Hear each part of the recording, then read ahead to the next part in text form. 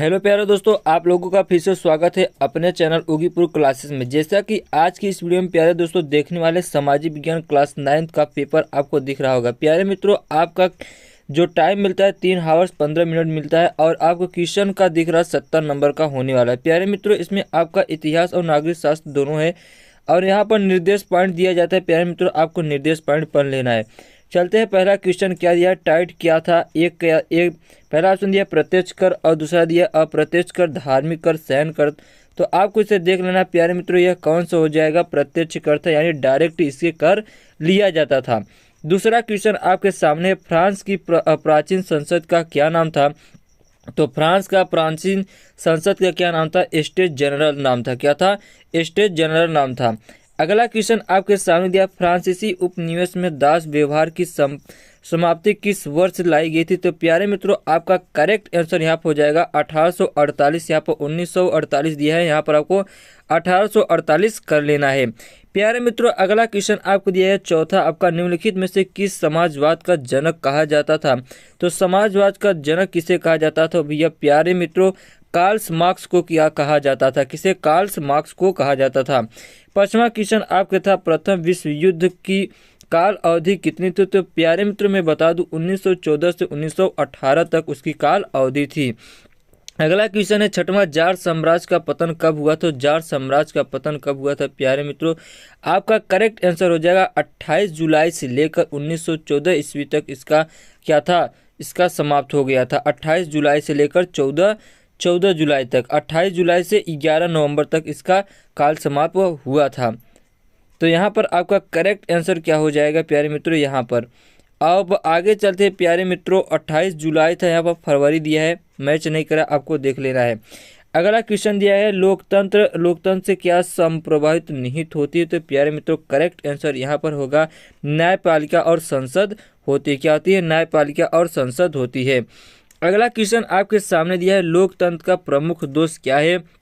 तो लोकतंत्र का प्रमुख दोष क्या होता है, जनमाता का निर्णय, स्वतंत्र अधिकारों का निर्णय, न्यायपालिका, धन तथा संपत्ति दो प्रयोग। तो भैया करेक्ट आंसर आपका क्या गया है, हो जाएगा सी। यहाँ पर आपका करेक्ट आंसर हो जाएगा, क्या हो जाएगा, सी। 8 का सी करेक्ट आंसर हो। क्वेश्चन आपको दिया, भारत के संविधान का निर्माण करने के लिए संविधान सभा का गठन किया गया था। तो कब किया गया था प्यारे मित्रों, करेक्ट आंसर यहाँ पर हो जाएगा 1949 ईस्वी में किया गया था। 1949, 26 नवंबर 1949 ईस्वी को किया गया था।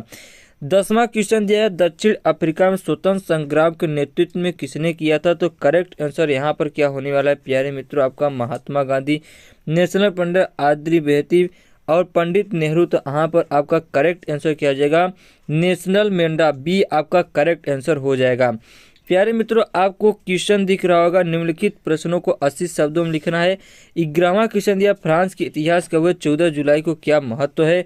अथवा कर दिया गया, फ्रांस की क्रांति कब हुई थी, वह सामाजिक दशा को वर्णन कीजिए। 12वां क्वेश्चन, लोकतंत्र के सफल के लिए 4 आवश्यकता शर्तें लिखना है, अथवा करके दिया गया है। प्यारे मित्रों, आप 12वां की चाहे अथवा इसका क्वेश्चन कर लीजिएगा। यहाँ पर 150 वर्डों के लिए दिया गया है। प्यारे मित्रों, रूस सामाजिक और राजनीतिक और आर्थिक हालत 1905 से पहले कैसी थी, आपको इसे लिखना। अथवा कर दिया है, 1917 में जार का शासन क्यों खत्म हो गया।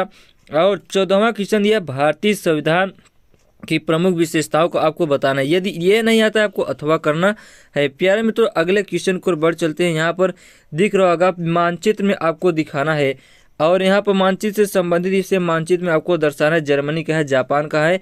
यदि नहीं आता तो कमेंट बॉक्स में कमेंट कर दीजिएगा, मैं उस पर अलग से एक वीडियो ला दूंगा। प्यारे मित्रों, यहाँ पर दिया भारत किस गोलार्ध में स्थित है। प्यारे मित्रों, भारत किस गोलार्ध में स्थित है, उत्तरी गोलार्ध में स्थित, आपको सबको पता है। क्षेत्रफल के अनुसार भारत का सबसे बड़ा राज्य कौन सा था। राजस्थान सबसे बड़ा राज्य आपका है। प्यारे मित्रों, अगला क्वेश्चन आपको दिख रहा है, ग्रेट बैरियर रीफ कहाँ स्थित था। तो प्यारे मित्रों, आपका करेक्ट आंसर हो जाएगा ऑस्ट्रेलिया में स्थित था। कंचनाजाग पर्वत श्रेणी किस देश के अंतर्गत आता है। प्यारे मित्रों, यहाँ पर नेपाल आपका करेक्ट आंसर हो जाएगा। निम्न में से कौन सी लवड़ी जल वाली झील होती है। तो भैया वूलर झील यहाँ पर हो जाएगा। नर्मदा नदी का उद्गम कहाँ से हुआ था। तो भैया अमरकंटक की पहाड़ियों से होता है। कहाँ से, अमरकंटक पहाड़ियों से आपका यहाँ पर करेक्ट आंसर हो जाएगा। 7वां क्वेश्चन आपके सामने दिया है, विश्व में सबसे अधिक वर्षा कहाँ से होती है प्यारे मित्रों? यहाँ पर मानसीराम से होता है। कहाँ से? मानसीराम से आपका होता है विश्व में सबसे अधिक वर्षा। अगला क्वेश्चन आपके सामने प्यारे मित्रों दिख रहा होगा। 8वां प्रतिशत बेरोजगारी किस क्षेत्र में होती है? कृषि में बेरोजगारी होती है। भारत में मानसून का आगमन कब से होता है भैया? तो आपका करेक्ट आंसर कब हो जाएगा? जून से होता है प्यारे मित्रों। 1 जून से 30 सितंबर के बीच माना जाता है। कब से माना जाता है? 1 जून से 30 सितंबर के बीच माना जाता है। किसके? 30 सितंबर को माना जाता है मानसून का अधिक प्रभाव।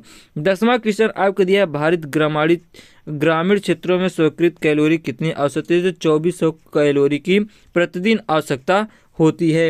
यहाँ पर आपको लघु उत्तरी क्वेश्चन दिख रहा है प्यारे मित्रों। प्रत्येक क्वेश्चन आपको 80 शब्दों में लिखना है। हिमालय पर्वत का निर्माण कैसे हुआ आपको लिखना है।